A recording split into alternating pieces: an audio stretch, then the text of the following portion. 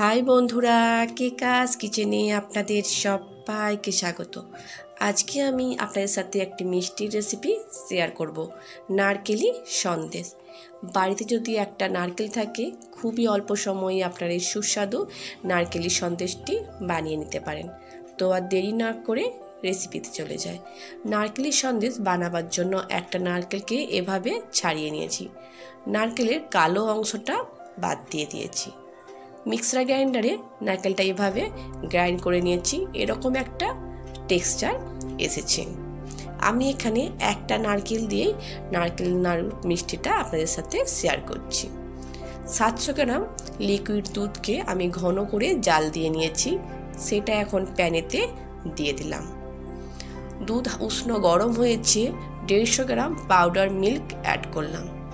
উষ্ণ গরম দুধে যদি পাউডার মিল্ক দেন, কোনো রকম লাম্প তৈরি হবে না, খুব ভালোভাবে মিশে যাবে। আপনারা চাইলে শুধু পাউডার মিল্কেও করতে পারেন। যেহেতু পাউডার মিল্ক দিয়েছি, ঠিক হতে খুব বেশিক্ষণ সময় কিন্তু বন্ধুরা লাগবে না। দুধটা এখন অনেকটাই ঠিক হয়ে গিয়েছে। 250 গ্রাম গুড়ের বাতাসা এখানে আমি অ্যাড করলাম। যতক্ষণ বাতাসাটা মেল্ট হচ্ছে ততক্ষণ অপেক্ষা করে নিচ্ছি। বন্ধুরা, একটা নারকেলের জন্য 250 গ্রাম গুড়ের বাতাসা যথেষ্ট। আপনারা যদি দুটো নারকেল দিয়ে না মিষ্টিটা করেন, সেক্ষেত্রে বাতাসাটা ডবল করে নেবেন। বাতাসাটা ভালোভাবে মেল্ট হয়ে যাওয়া পর্যন্ত অপেক্ষা করছি। বাতাসাটা মেল্ট হয়ে গিয়েছে, আরও 1 থেকে 2 মিনিট এটাকে জাল দিয়ে ঠিক করে নিচ্ছি। 2 থেকে 1 মিনিট হয়ে গিয়েছে। গ্রাইন্ড করে রাখা কোরানো নারকেলটা প্যানেতে দিয়ে দিলাম। খুব ভালোভাবে মিশিয়ে নিচ্ছি।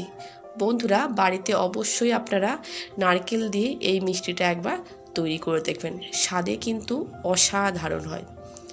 মিষ্টি তৈরি করার সময় গ্যাসের ফ্লেমটা অবশ্যই মিডিয়াম হিটে রাখতে হবে। হাই ফ্লেমে কিন্তু মিষ্টি তৈরি করা যাবে না, সেক্ষেত্রে তলায় লেগে যাবে এবং কালারটা চেঞ্জ হয়ে যাবে। মিডিয়াম হিটে রেখে ক্রমাগত নাড়াচাড়া করে মিষ্টিটা তৈরি করে নিচ্ছি। এখন 2 চামচ টক দই আমি অ্যাড করলাম। নারকেলের পরিমাপ যদি বাড়িয়ে নেন, সেক্ষেত্রে টক দইয়ের পরিমাপটা আরও 2 চামচ এক্সট্রা করে নেবেন। টক দইটা ভালোভাবে মিশিয়ে নিচ্ছি। টক দইয়ের পরিমাপ কিন্তু খুব বেশি দেবেন না। দই দেওয়ার ফলে এটা কিছুটা দানা দানা হয়ে যাবে। মিষ্টিটা খেতেও যেমন ভালো হবে আর টেক্সচারটাও খুব সুন্দর আসবে। দই দেওয়ার পরে আরও কিছুক্ষণ শুকনো করে নিচ্ছি। মিষ্টিটা একটু সময় নিয়ে খুব ভালোভাবে শুকনো করে নিয়েছি।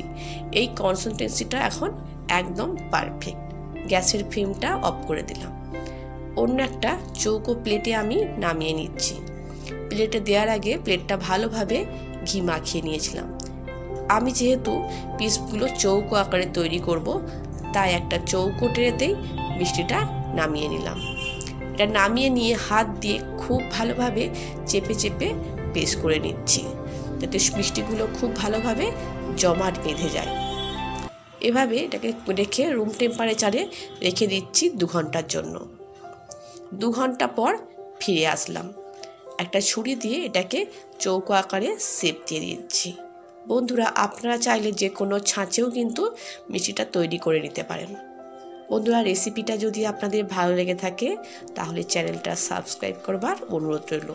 আর বাড়িতে অবশ্যই একবার ট্রাই করবেন বন্ধুরা, স্বাদে কিন্তু অসাধারণ হয়। এভাবেই মিষ্টিটাকে চৌকো আকারে শেপ করে নিয়েছি। অন্য একটা পাত্রে মিষ্টিগুলোকে এক এক করে তুলে নিয়েছি। আপনারা দেখতেই পাচ্ছেন বন্ধুরা, দেখে বোঝাই যাবে না যে আপনি নারকেল দিয়ে বাড়িতে এই মিষ্টিটা তৈরি করেছেন। মনে হবে আপনি দোকান থেকে কিনে নিয়ে এসেছেন। তো বন্ধুরা, আজকের মতো বিদায় নিচ্ছি। নতুন কোনো রান্নার ভিডিও নিয়ে আবার হাজির হব। আপনারা সকলে খুব ভালো থাকবেন আর সুস্থ।